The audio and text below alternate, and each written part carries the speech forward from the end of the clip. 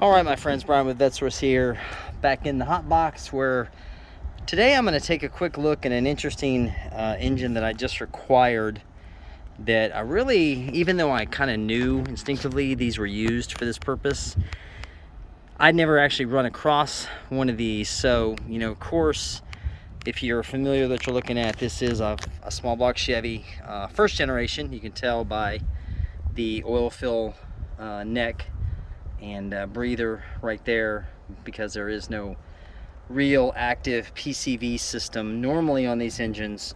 Of course, our small harmonic balancer, which would indicate a smaller displacement, or a 327. I think that's actually even smaller than the 327.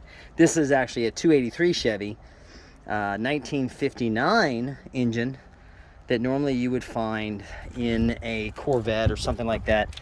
And of course, even our suffix code there, DB, indicates this was out of a passenger car application, not a Corvette, because this was before they started putting the VIN numbers in them, which became a whole game in and of itself, but I won't go into that. Save that for later. But this is a 375-6519 block. But the interesting thing is this actually came out of a boat. It was not installed in a Chevy passenger car to begin with, like it should have been, according to that suffix code. This came out of a 59 Century, is what I've been told, and it looks pretty much period correct. Very simple engine, very simple design. These early small block Chevys are ridiculously easy to work on. You can see everything is here. Intake manifold. This motor was built, engine was rebuilt in the mid-90s, and then sat for whatever reason. I think instinctively what they probably did is they over tightened the valves on startup and bent a couple of valves, so it will need to be, at least at the very minimum, torn back down to the intake and things like that. But for my purposes, I don't own a boat. Of course, this is out of a 1959 Century wooden boat, which is a very beautiful craft, kind of like the Chris Craft Centuries. Very few beautiful pieces of equipment, but something that I probably would never own, simply because they require a lot of maintenance. Corvettes are bad enough as it is, but boats are even worse. The interesting thing about this engine to me was the fact that it had this internally driven water pump here. This is a Hallcraft, and I think this is all fairly period correct. This may be later than what they had back in 59. I'm not sure. Maybe the boat guys can tell me, because I'm not sure how old these units are. Of course, driven off the front, off an adapter off the front of the camshaft, and there's our specialized plate. They may have actually just drilled a hole through the original type plate. I'm not sure. Alternator down low. Of course, this is all a brass fitting, which feeds back water injection into the manifolds. And I'm assuming, okay, yeah, so the water goes back, okay, through into the thermostat area here. So that's how it keeps recirculating the water, because the water pump inlets are blocked off here where your normal water pump would be. Alternator down low. Of course, the bulkhead mounts. These are pretty thick pieces of metal. These are very unusual, interesting pieces. These Edelbrock M1 exhaust manifolds, where, the only thing I can think of is that they inject the water into here, I guess to cool down the exhaust as it's coming out. But again, boat guys, help me out on this. I know there's got to be a reason why water is directed through there, because it's got a spot on the block where it comes out and then goes back around. But yeah, interesting for sure. And then of course the other really cool thing I thought this had on it was it's got one of these velvet drive transmissions. This is an early one, still made by Borg Warner. That's a 1-to-1 ratio AS. Don't remember what the model number was on this. It was the AS, a very early one. Pretty cool piece of equipment though. Got an adapter for the bell housing. This looks, like I said, everything is pretty original on this motor.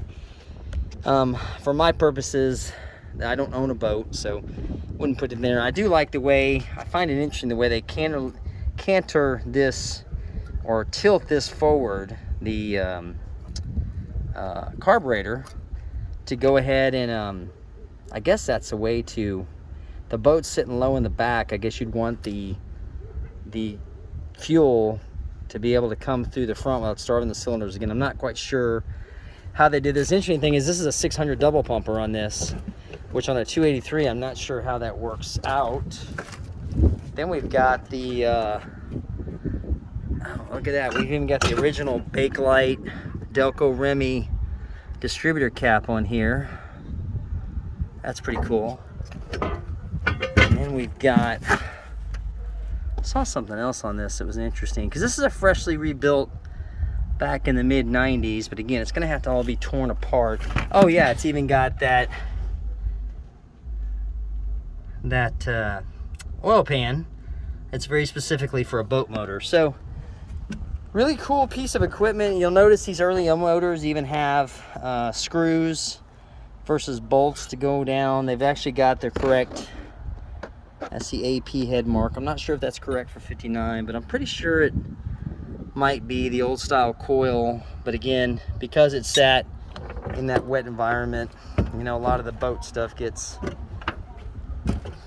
kind of a little crusty. And of course you can see the date code there, G2569. So I'm guessing, if I had to guess, the standard motor used, I get they were sourcing them from all three of the manufacturers: Ford, AMC, Chrysler, 4 of them, and GM and Chevrolet. But you can see here this small block Chevy has got a lot of different uses and purposes that it can be used for. So for those of you that may be boat guys and have an interest, obviously I'm going to break this stuff up, because I'm going to set this engine to the side just in case my travels I ever come across a 59 Corvette that needs a motor. Not unlikely, but hope springs eternal, right? Oh, and look at that. It's even got a vacuum, either that or that's PCV system right there. Yeah, because there's a PCV valve right there. So what they did is they ran that back there through where, I wonder what that fitting would normally be for on these. I'm not recalling. Maybe that was the oil pressure. I don't know though, that's interesting. And then of course there's an oil pressure switch right there. So yeah, lots of cool little things. What I'll probably do is do a follow-up video to tear all this apart, this velvet drive and everything, to take the boat related stuff off of it, just so we can see how it goes. But thought I'd bring this to you simply because it was just so interesting. I had to buy it. I need to find a place. Somebody will probably need these bulkheads for their boat project, I'm sure, so I'll set all this aside. But let me know what you guys think. I've never run into a small block Chevy, vintage small block Chevy, as a boat motor before, so this is an interesting one for me to find. Okay, so thanks for watching, guys. I'll be back soon, and we'll have another video for you out in the next week or so. Talk to you then.